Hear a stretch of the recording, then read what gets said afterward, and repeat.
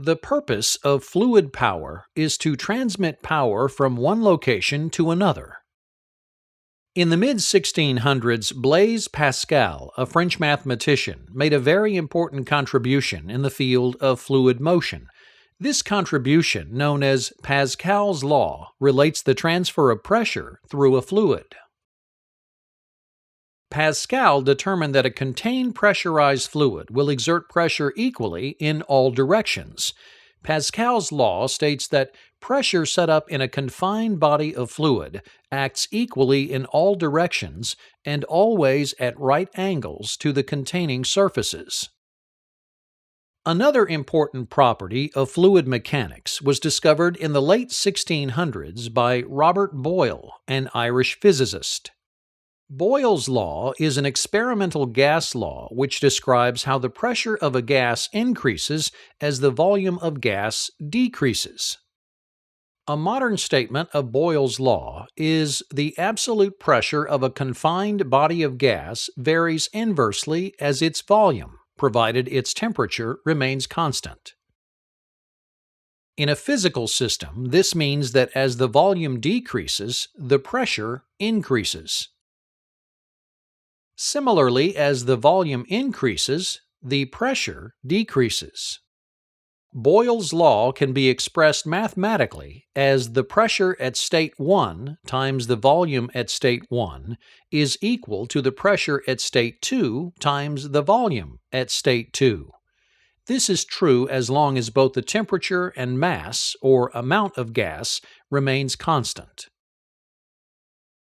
In the late 1700s, Jacques Charles, a French scientist and mathematician, discovered an important rule regarding gases under pressure.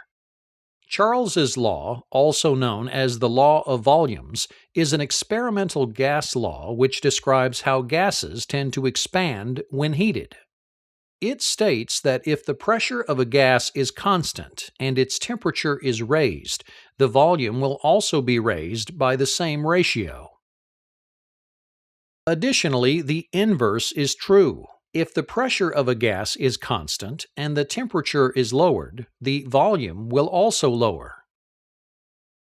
Charles's law can be expressed mathematically as the ratio of the temperature at state 1 to the volume at state 1 is equal to the ratio of the temperature at state 2 to the volume at state 2. This law is true as long as the pressure and mass remain constant.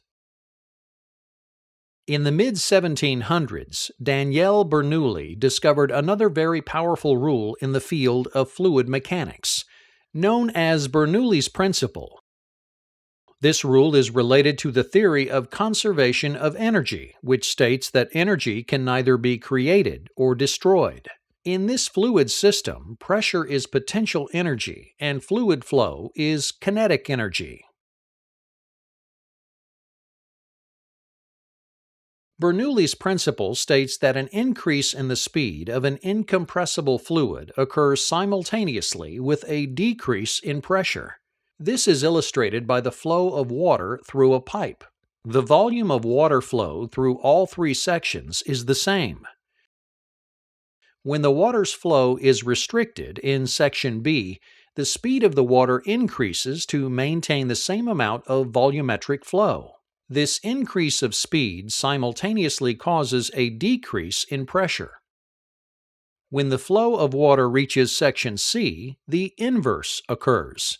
The water flow decreases and the pressure increases. This rule can also apply to the types of energy present in the system. As the pressure decreases in section B, the potential energy converts into kinetic energy. This increases the speed of water flow and decreases the pressure.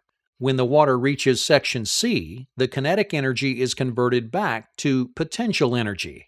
This is illustrated by the decrease in speed of the water flow and its simultaneous increase in pressure.